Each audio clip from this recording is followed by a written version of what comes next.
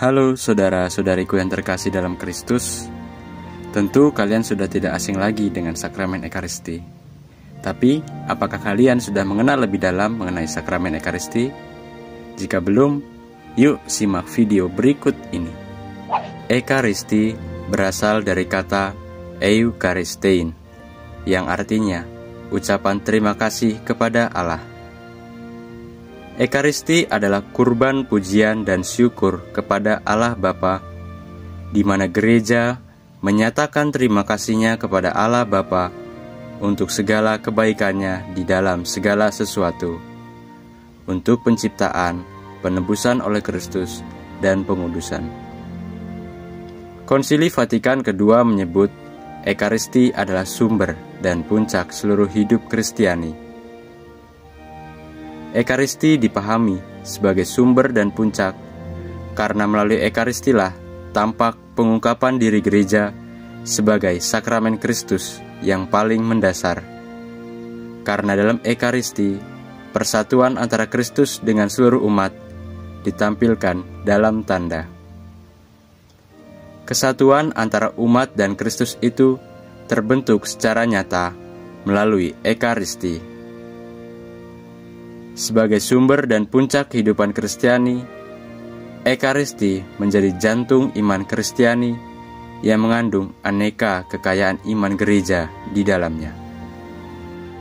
Katekismus Gereja Katolik, artikel 1365, menyatakan bahwa Ekaristi adalah suatu kurban. Karena perayaan Ekaristi suatu kenangan akan Paskah Kristus. Sifat kurban ini sudah nyata dalam kata-kata Tuhan. Inilah tubuhku yang diserahkan bagi kamu, dan cawan ini adalah perjanjian baru oleh darahku yang ditumpahkan bagi kamu. Jadi, Ekaristi adalah suatu kurban, karena perayaan Ekaristi meragakan kurban salib. Ekaristi adalah kenangan akan kurban itu dan memberikan buah-buahnya. Ekaristi adalah kenangan akan Paskah Kristus yang menghadirkan dan mempersembahkan secara sakramental kurban satu-satunya dalam liturgi tubuhnya, yaitu gereja. Dalam perayaan liturgi, peristiwa-peristiwa itu dihadirkan dan menjadi hidup lagi melalui Ekaristi. Lalu, bagaimana Ekaristi itu dapat dikatakan sebagai perwujudan Yesus Kristus sendiri secara nyata?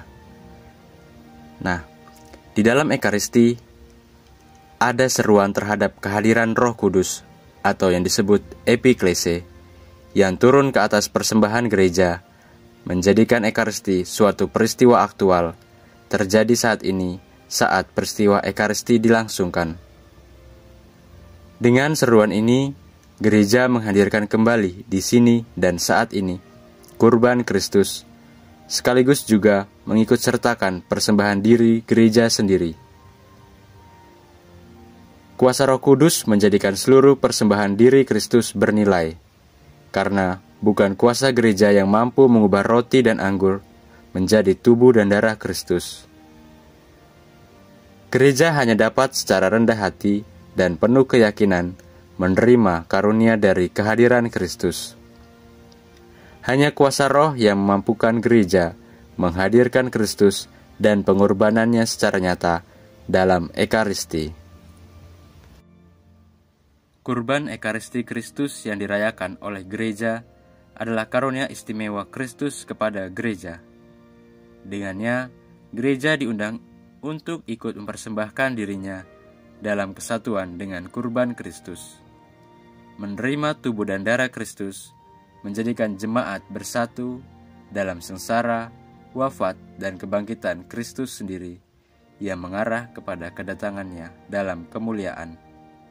Sehingga melalui perayaan Ekaristi, seluruh gereja disatukan dengan Kristus sendiri. Nah, itulah sekilas mengenai sakramen Ekaristi. Untuk mengetahui makna dari sakramen Ekaristi, simak video selanjutnya.